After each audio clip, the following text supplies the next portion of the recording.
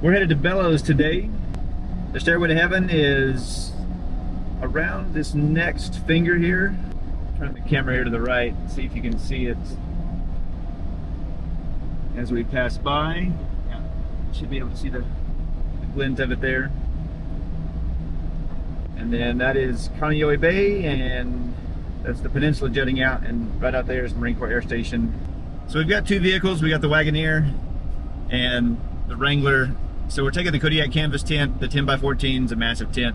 Also brought along the 6x8, the smaller tent, and then the tarp to kind of play with, because I just got those. Plus we brought the kitchen sink. I mean, this thing's packed to the gills. We brought 3 memory foam mattresses. So normally we'd have a trailer if we were on the mainland.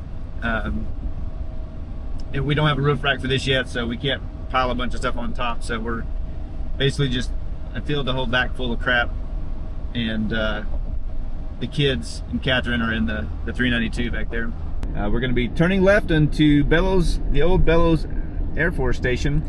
On the weekends, you can rent out from the county of Honolulu. You can rent. That's what we did. We rented this site here.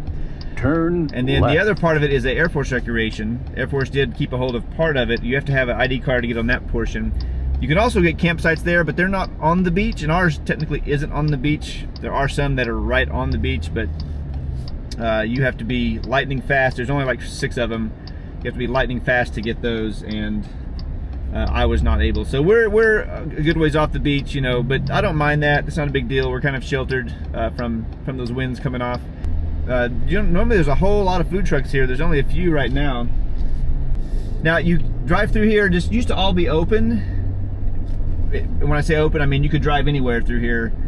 When I was stationed here in the 90s, you could go anywhere. You could camp straight on the beach. You could drive on the beach. There was no restrictions. There was no off-limits areas. You could drive on the old runways. Now it's all gated off. It's super restricted. All these big stones and stuff here, we're coming right up on the beach here. All these big stones and stuff didn't used to be here. You could just drive straight out onto the beach. Now it's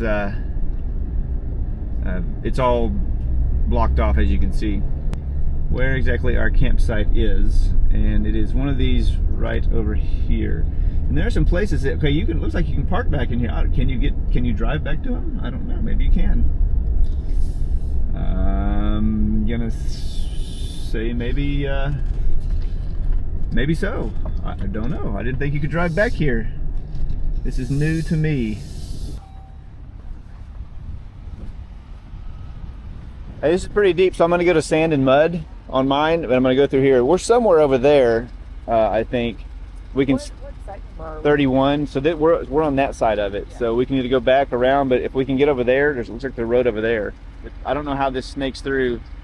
It's super deep right here. If we can get around that and skirt over and get around that way, then I'm gonna try to get over there. Hopefully we don't get stuck. I'm gonna put it in.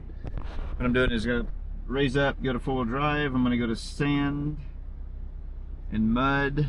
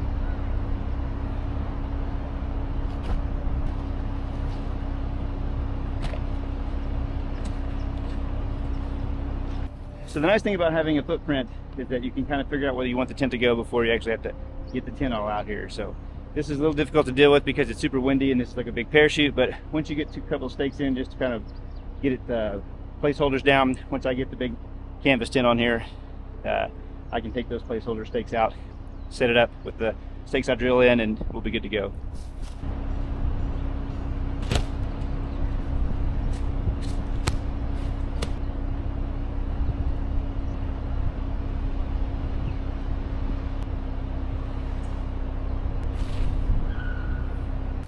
So the steaks I'm using on these big boys right here, I'll link them below on Amazon, some affiliate link. But these things right here are super, super tough, and I can highly recommend them. They're actually made in the USA from a small business. They also come with a drill bit head, so you don't need to buy that separate. You just need the drill. All right, so this is super, super soft and sandy, so these 1-foot stakes aren't gonna work. I have these 2-foot stakes. This would definitely get down there and hold this in place. I've only got 4 of these, but on the 4 corners is the main part I need to grip. These right here will work, but the other supporting, I think 8 of these, and then 4 of these. So I also use these on the beach, and I've primarily got these to use on the beach for my Nesso, but I'm gonna have to use them here because again, this sand is just super, super soft.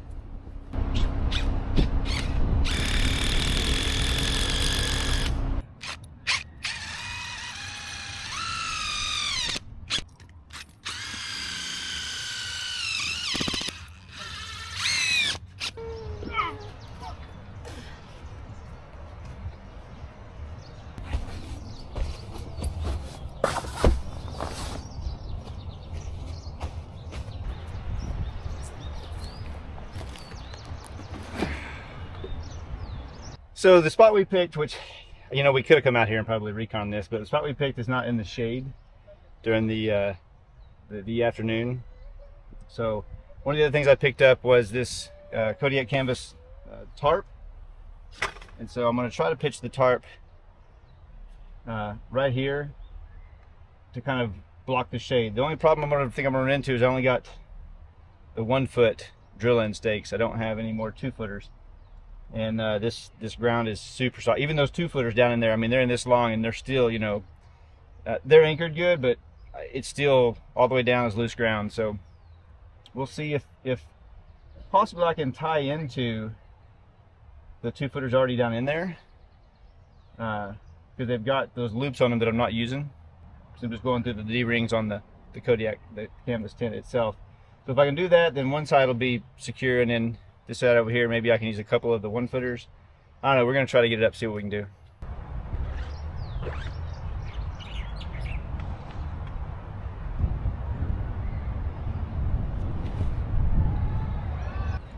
This is super simple. It just comes with 2 9-foot poles, and they just bungee together like this, and then they've got a rubber foot on one end. We've got a peg on the other one. This one's bent. Hopefully it's not a big deal. And then this just goes right here, and then this goes through the tarp. This goes to the ends to hold the ends down.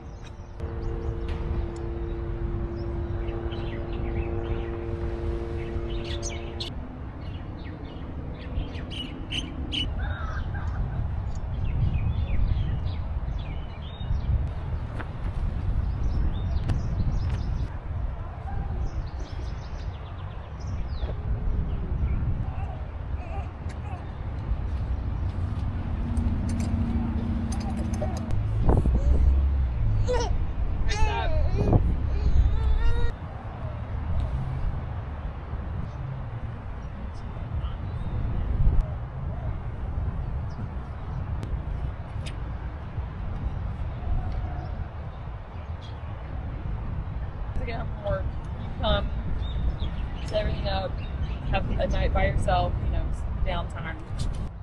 You're doing this up pretty good. It just says treat shop. You got them from the commissary? Yeah. This apparently is my lunch. Yeah, I know, us too. Here, help us. It's covered in crap, but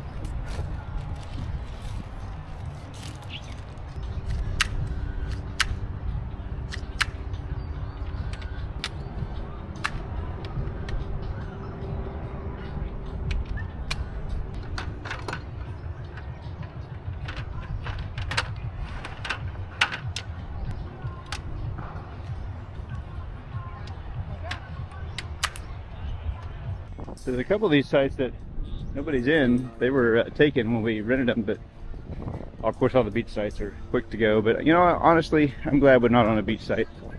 Like, I mean, right on top of the beach. Winds will be, it's not level for one. The winds are a lot stronger. We're pretty close to facilities. They have showers and bathrooms over here. And this is Bellows Beach. 25 years ago, I've done a couple of beach landings on Amtrak's on this beach for training when I was in the Marines. I used to be in the infantry in the Marines.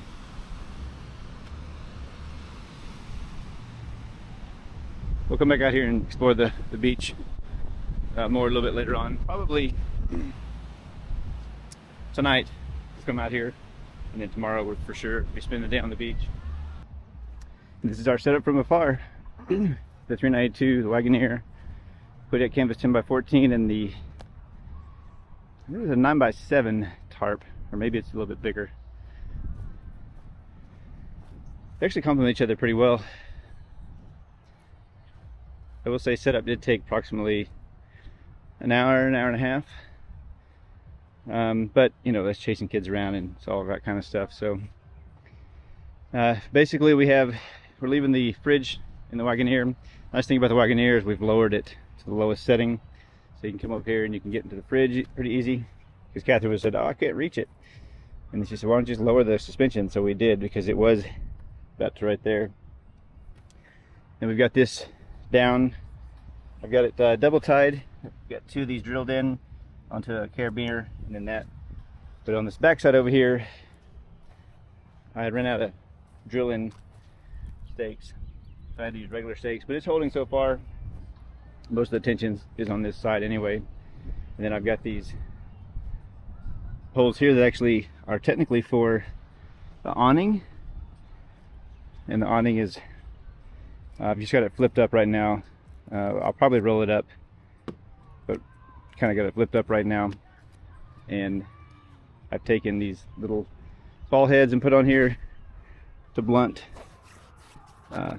pushing up against this, and so this has created a nice little porch. The awning that comes with this is just not really usable. Got some Devos lights.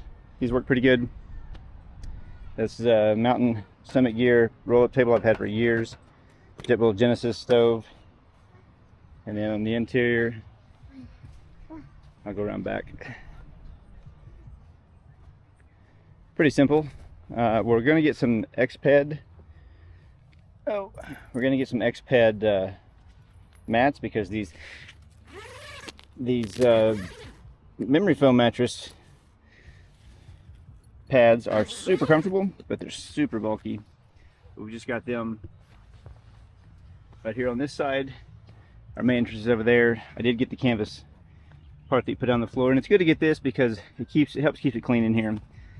You don't really need it. The floor would be just fine, but you can just take this out, shake it out, and clean it.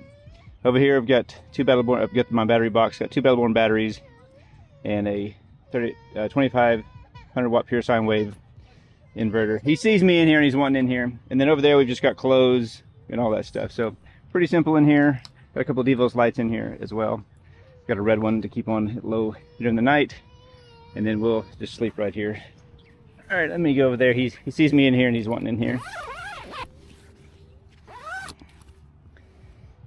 So it's a pretty simple, easy little setup. You shouldn't have your blanket out here, buddy. Let me have your blanket. Hey, what do you think about me taking them for a little ride? So that he'll go to sleep, and he'll go to sleep. Oh, I don't care. Well, wearing socks don't do you no good, and shoes. You still get dirty crap from this ground on your feet, so I might as well just run flip-flops. Everyone's feet's dirty, but the pads in there, we can wash all that stuff, so it'll and that's why I want to use that canvas cover. Leave it alone. Leave it alone. You got a fan. Your brother needs a fan. He's in there watching Miss Rachel. All you parents that say, oh, our kids are never gonna have devices until they're like 7. They're not gonna eat sweets until they're like, oh yeah, You did that. he still trips them coming out of this thing every time. The spiders are going up. Damn. So the other thing I'm trying is, this has the dual batteries because of the auto start stop system. although the second battery is really small. But I'm curious how that's going to play into having that fridge running if we don't start this for a day or two. And then that thing, once it gets to temperature, doesn't draw a whole lot of power. So hopefully we can just keep the fridge in here all the time running, as long as I drive it, you know, probably every day would be nice. Every day or two would probably be acceptable, as long as I go more than, you know, 30 minutes driving. Oh, there's a cool guy around here.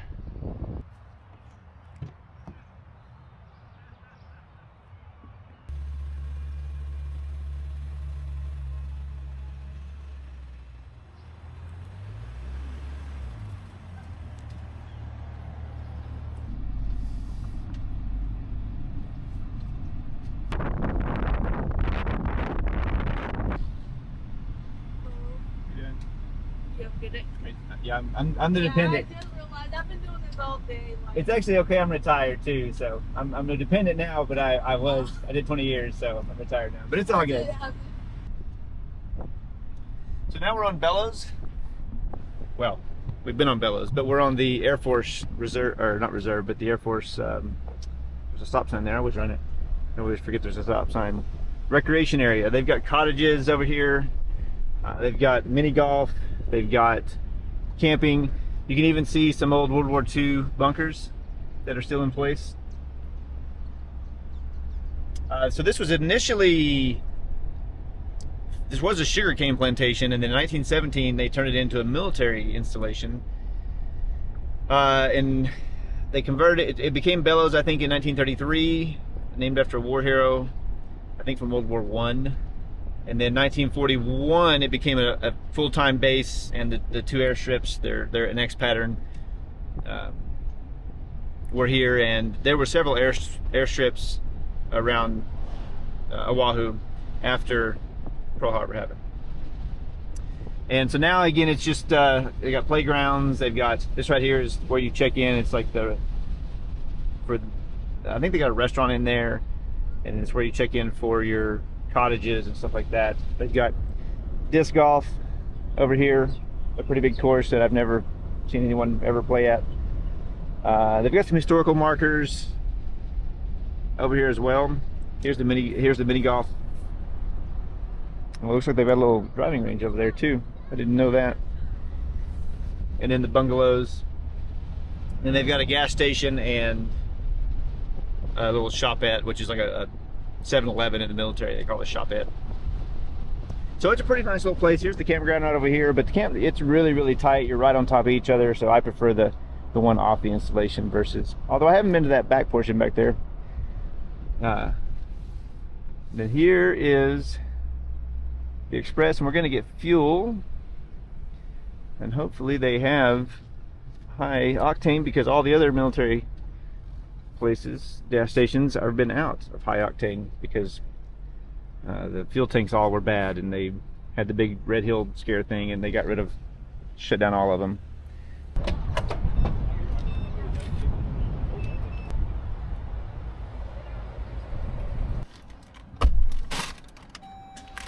All right, so no oil, but I got Funyuns and salt and pepper.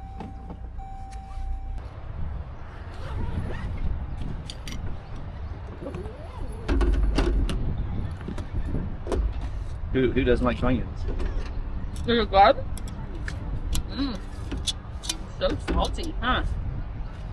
Well, we don't have oil, but the good thing is these are the pan is non-stick, so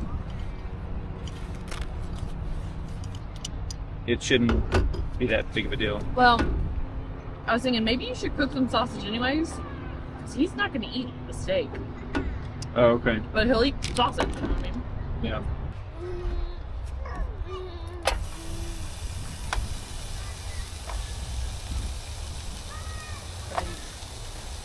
Oh my goodness, this is not one of...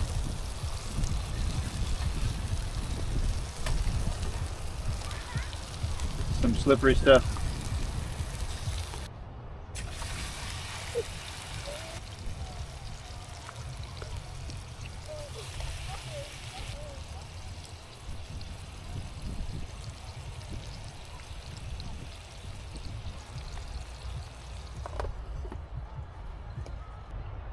chip chip. A little chip chip.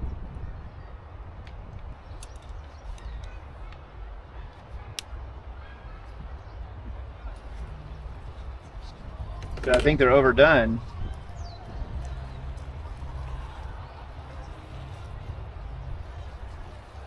They need to come off now.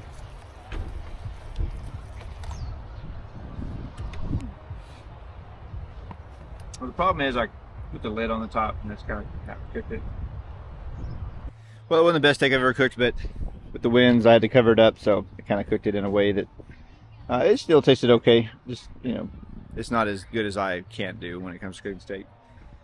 We had a little bit of salad, and then the macaroni and cheese. It was a little salty. We got that from the commissary, but overall it was decent. What did you think about dinner? I think it's fine. Apparently it was just fine. Harrison, what do you think? You want to hit some of that beer? You drinking some of that beer? Yeah?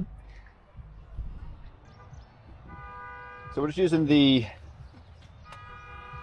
Oh my goodness. So someone over there, some kid over there honking the horn. They've been honking for the last 10 minutes. Someone over here is honking too.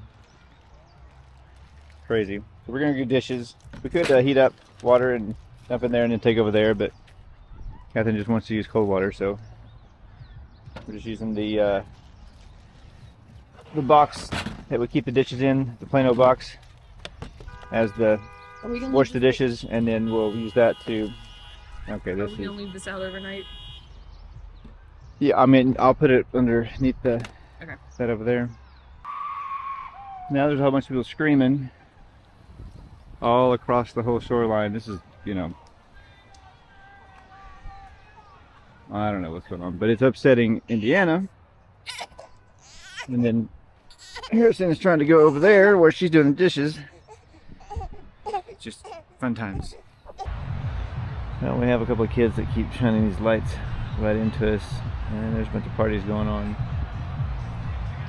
So this is a new, there's someone right on top of us here. Probably gonna camp right on top of us illegally.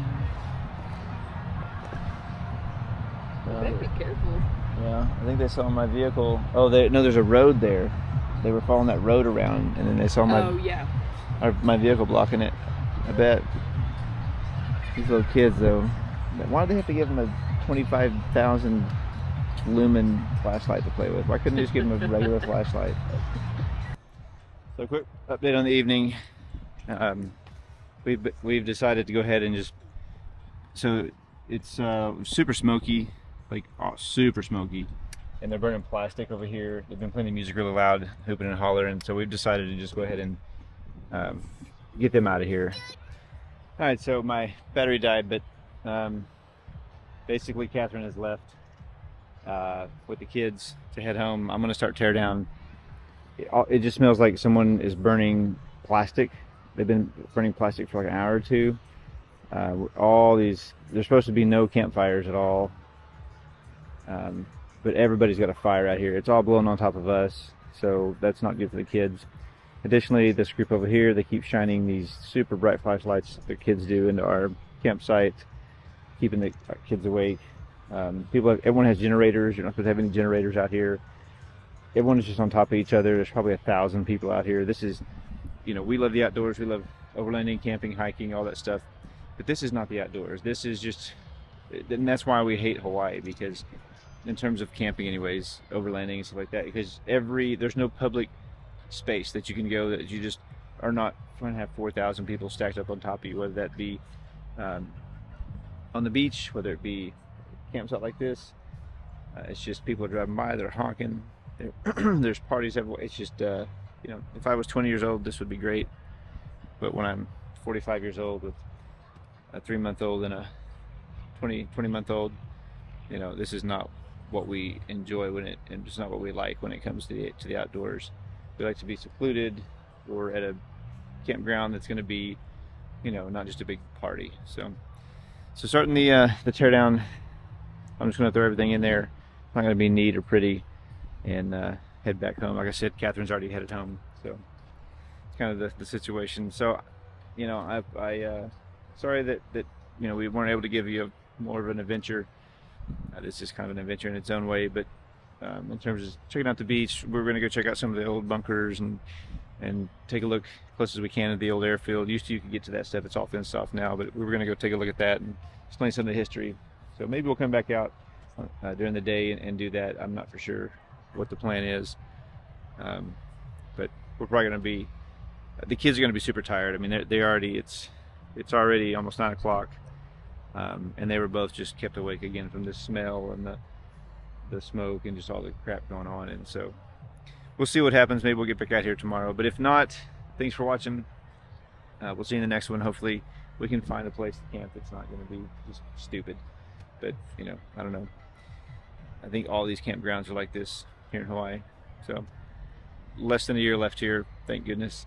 Hopefully we can get Alaska or somewhere a little more remote. You know, I wouldn't even mind going back to Fort Irwin again. So again, if there's more to follow, I'll post it. If not, thanks for watching, and we'll see you in the next one.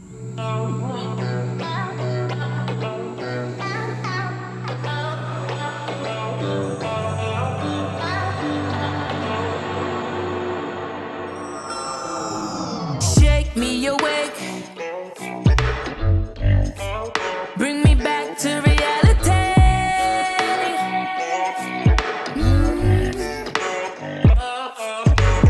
Head on my pillow, but I'm not getting any sleep.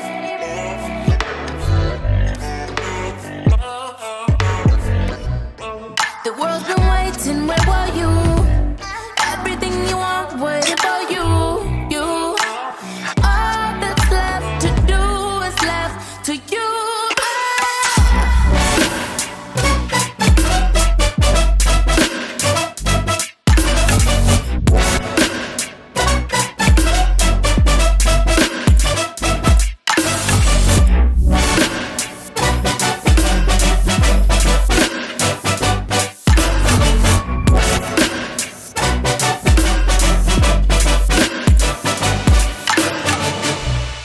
The world is waiting, where are you? Looking for a sign, we can't find you. Buried in the sands of passing time, with racing thoughts running through my mind. I see my future in black and white, all of my colors fading over time. Oh, shake me away.